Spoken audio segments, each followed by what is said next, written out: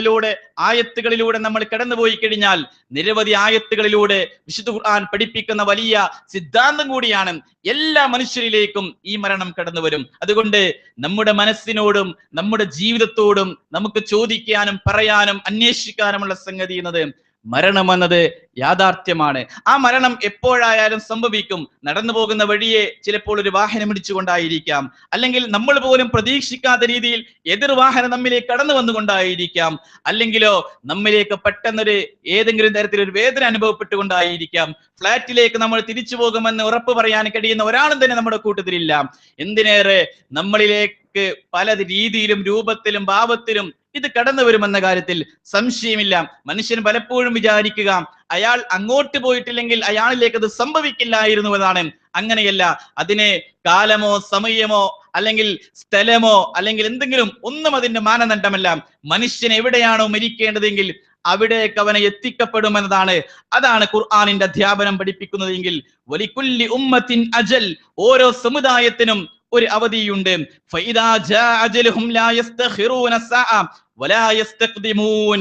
അങ്ങനെ ഓരോരുത്തരുടെയും അവധി അവരിലേക്ക് വന്നെത്തിക്കഴിഞ്ഞാൽ ഒരു നാഴിക നേരം പോലും ബാക്കിയാവുകയില്ല, അവശേഷിക്കുകയില്ല. ഒരു നേരത്തേക്ക് പോലും അവരെ മാറ്റിവെക്കപ്പെടുകയില്ല എന്ന് പോലും ഖുർആൻ പഠിപ്പിക്കുകയാണ്. അതുകൊണ്ട് മരണത്തെ ആ കുറിച്ചുള്ള ചിന്ത മനുഷ്യനിലേക്ക് കടന്നു വരുമ്പോൾ ജീവിക്കുന്ന മനുഷ്യരുടെ കൂട്ടത്തിൽ ഏറ്റവും ബുദ്ധിമാനായ മനുഷ്യൻ അതാരാണ്? മഹാനായ റസൂലുള്ളാഹി സ്വല്ലല്ലാഹു അലൈഹി വസല്ലം അവിടുത്തെ സഹാബത്തിനോട് പഠിപ്പിക്കുകയാണ്, അക്ദിറു ദിക്ര ഹാദിമൽ ലസ്സാത്തിൽ മൗത്ത്. എല്ലാ സുഖ സൗകര്യങ്ങളെയും എല്ലാ മധുരങ്ങളെയും എല്ലാ ജീവിത നൗകകളെയും ജീവിത സൗകര്യങ്ങളെയും എല്ലാ നന്മകളെയും മുഴുവനും നശിപ്പിച്ചു കളയുന്ന മരണത്തെ നിങ്ങൾ ധാരാളമായി സ്മരിക്കുക എന്നവിടുന്ന് പഠിപ്പിക്കുകയാണ്.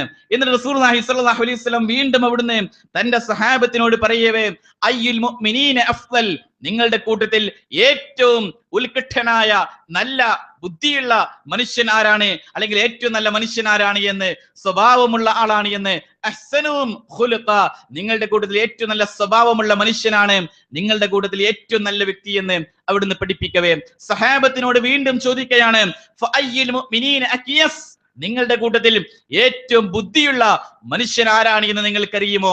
എന്നിട്ട് റസൂലുള്ളാഹി സ്വല്ലല്ലാഹു അലൈഹി വസല്ലമ അവിടുന്ന് പഠിപ്പിക്കുന്നത്, അക്സറഹും ലിൽ മൗതി ദിക്റ വഅഹ്സറുഹും ലിമാ ബഅദഹു ഇസ്തിഅദാദൻ ഉലൈകൽ അക്യാസ്. നിങ്ങളുടെ ജീവിതത്തിൽ മരണം കടന്നു വരുമെന്നും മരണത്തിന് ശേഷമുള്ള ജീവിതം യാഥാർത്ഥ്യമാണ് എന്നും തിരിച്ചറിഞ്ഞുകൊണ്ട് നന്മകളിൽ ധാരാളമായി മുന്നോട്ട് പോകുന്ന മനുഷ്യനാരോ അവനാണ് നിങ്ങളുടെ കൂട്ടത്തിൽ ഏറ്റവും ബുദ്ധിയുള്ള മനുഷ്യനെന്ന്. അതുകൊണ്ട് നമ്മൾ ഓരോരുത്തരും ചിന്തിക്കുന്നുണ്ടല്ലോ, എത്രയെത്ര